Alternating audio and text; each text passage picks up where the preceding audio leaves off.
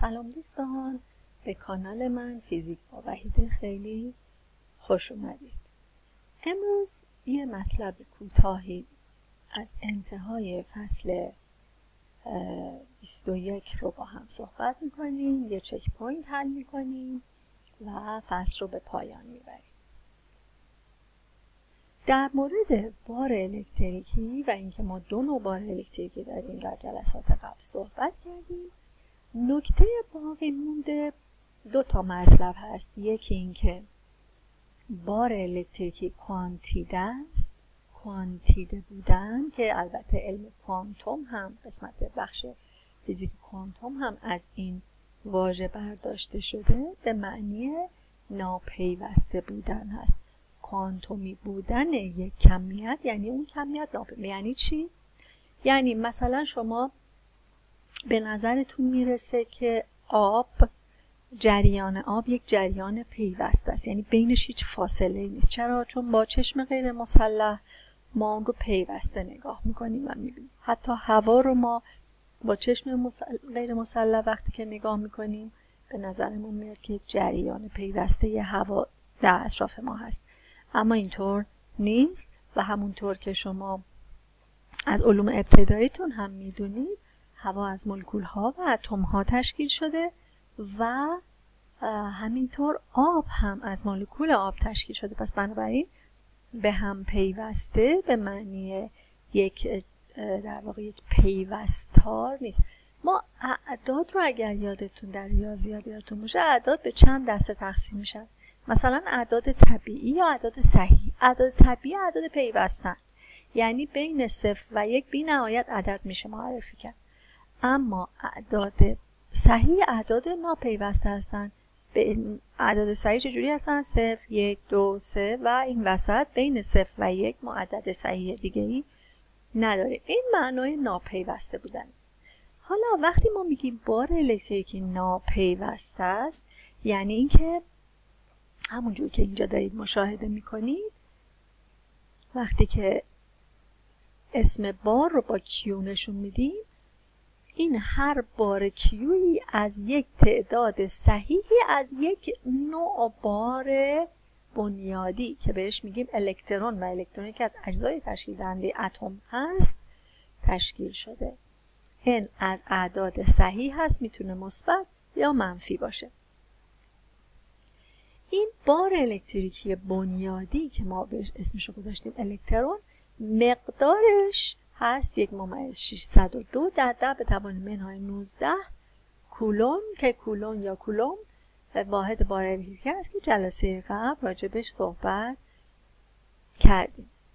حالا یک نکته خیلی کوچیکی که اینجا من قبل از اینکه این چک پوینت رو حل بکنم لازم هست که بهش اشاره بکنم، این هست که وقتی ما دو جسم رسانا رو به هم ربط میدیم، در واقع اجازه میدیم که بارهایی که امکان حرکت دارن، ما راجع به اجسام رسانا هم صحبت کردیم که جسم رسانا چه جسمی هست.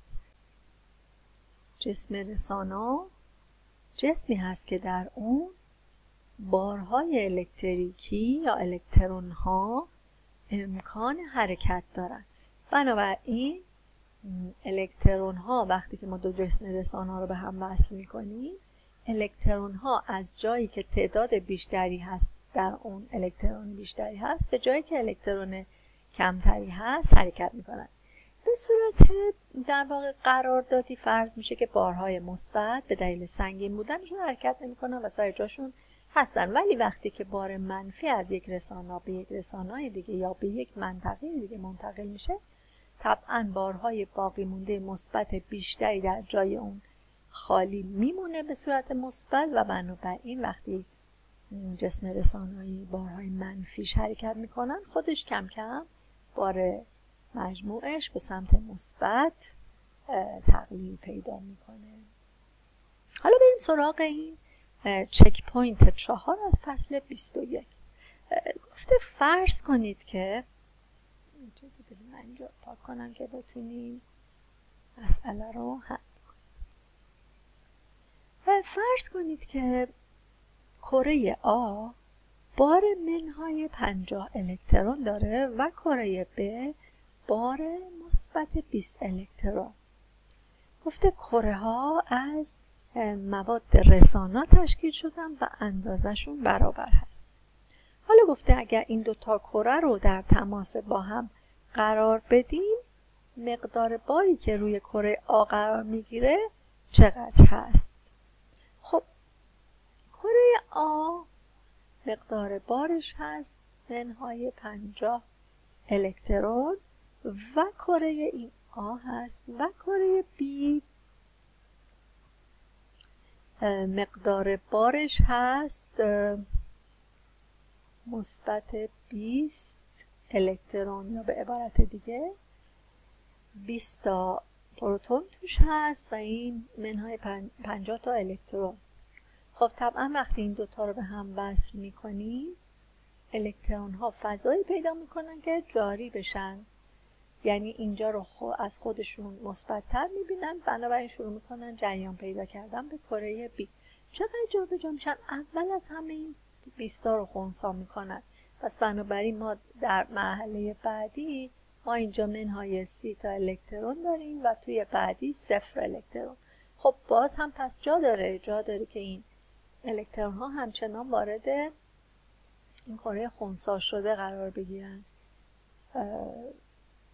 چقدر باقی میمونه؟ به اندازه 15 تا الکترون به این سمت حرکت میکنن و در مرحله بعد ما خواهیم داشت منهای 15 الکترون و اینجا هم منهای 15 الکترون. اگر باز اینها رو با هم همزمان اتصال بدیم هیچ اتفاقی بینشون نمیفته، یعنی این بنابراین کره آ منهای 15 الکترون براش میمونه و کره بی هم منهای 15 الکترون.